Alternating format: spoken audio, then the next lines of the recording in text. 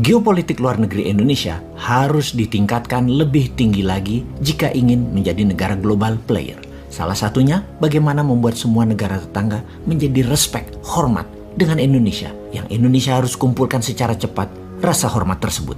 Sungguh, respect is something we have to earn. Rasa hormat itu tidak bisa dipaksakan. Harus dikumpulkan sedikit demi sedikit. Untuk itu, kita harus memahami apa yang terjadi dengan gerakan satu rumpun ras Melanesia. Kita harus membuat strategi khusus untuk membangun rasa hormat di kawasan timur Indonesia yang saat ini menjadi perebutan pengaruh antara Kuat dengan Tiongkok. Jadi, pertama-tama kita harus bisa menjawab mengapa Vanuatu dan Solomon Island sangat anti dengan Indonesia. Mereka gemar menyerang Indonesia. Bahkan United Liberation Movement of West Papua atau ULMWP atau gerakan separatis membebaskan Papua dari wilayah NKRI dibangun dan berpusat di Vanuatu. Kita akan membicarakan mengenai kawasan ini termasuk membahas langkah Tiongkok yang 2 kali lebih cepat dari langkah Australia dan Amerika menguasai teritori tersebut. Kita lanjutkan pembahasan tentang wilayah timur Indonesia. Kita bahas sebentar tentang perang asimetri. Perang asimetri adalah bentuk perang yang tidak serupa, tidak semodel. Kalau kita ibaratkan di dunia bisnis, yaitu matinya kantor pos dibantai SMS atau WA dalam perang informasi.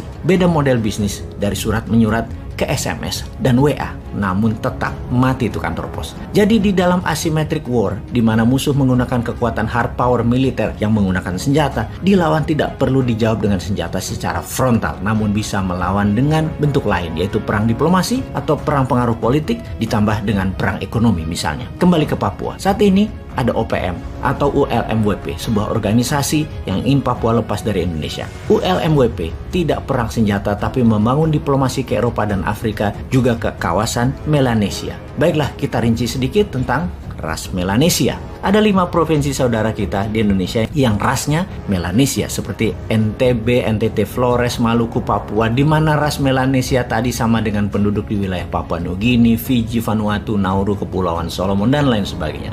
ULMWP, United Liberation Movement of West Papua, ini mepet secara kultural, ras, dan diplomasi ke negara-negara Melanesia di Pasifik Selatan. Secara pribadi, Boswen ini cukup tahu wilayah tersebut semua karena lama beredar di sana atas nama informasi pertahanan. Saat ini yang menjadi pejuangnya adalah Dubes Indonesia untuk New Zealand. Berat tugas dia. Berat memang melawan perang asimetrik di Papua itu. Perlu keseriusan pemerintah pusat.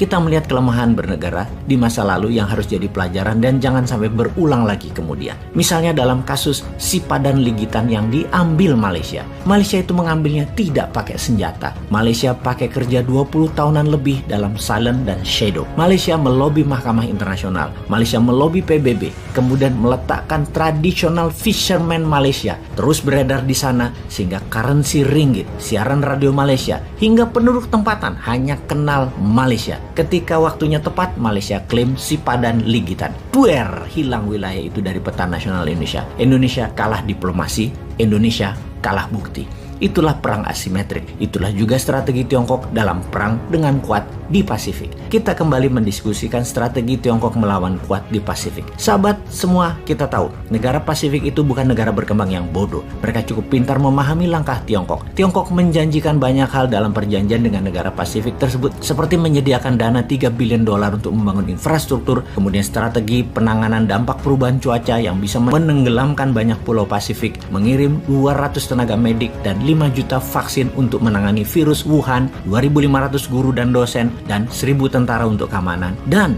dalam deal kali ini juga ada kalimat, Tiongkok boleh membangun pangkalan militer, maritime base, serta meletakkan personil militer di kawasan Pasifik tersebut. Wang Yi yang berada di Kepulauan Pasifik selama beberapa hari mengadakan kunjungan ke 7 negara Pasifik dan 3 virtual meeting dengan 3 negara lainnya. Pusat pergerakan ini semua ada di Solomon Island dan berakhir di Fiji, di mana Wang Yi memberikan pernyataan persnya akan rencana kerja dengan 10 negara Pasifik dengan Tiongkok di Fiji tersebut. Kegiatan Tiongkok di Pasifik ini menampar keras Perdana Menteri Australia yang baru, Anthony Albanese, karena semua ini terjadi di halaman belakang Australia, sehingga membuat Kuat, jaga-jaga, dan Canberra buru-buru juga mengirim Menteri Luar Negeri Australia ke Fiji di saat yang sama. Agaknya Memang langkah Tiongkok ini bikin panik kuat dan pastinya bikin panik Australia yang kehilangan pengaruhnya di negara-negara Pasifik tersebut. Ada yang menarik di antara negara yang sedang digarap Tiongkok.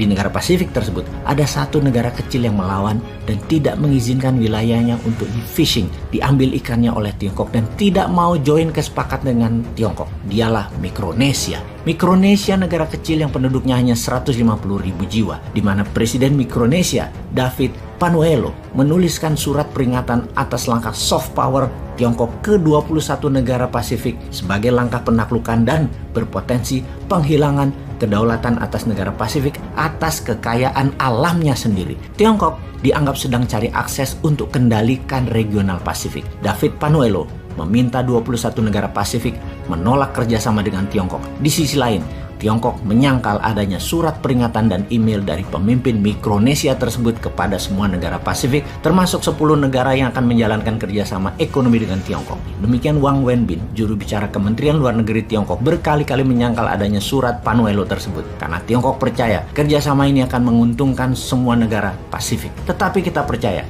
negara Pasifik itu juga tahu apa yang terbaik untuk negaranya masing-masing, apa yang jadi nation interest negara tersebut untuk berkembang maju tanpa terjebak pinjaman Tiongkok. Bisa kok membangun negara masing-masing tanpa hutang. Mudah-mudahan hasil akhirnya Wang Yi, sang Menteri Luar Negeri Tiongkok, membawa tangan kosong ketika balik ke kampung mereka ke Tiongkok.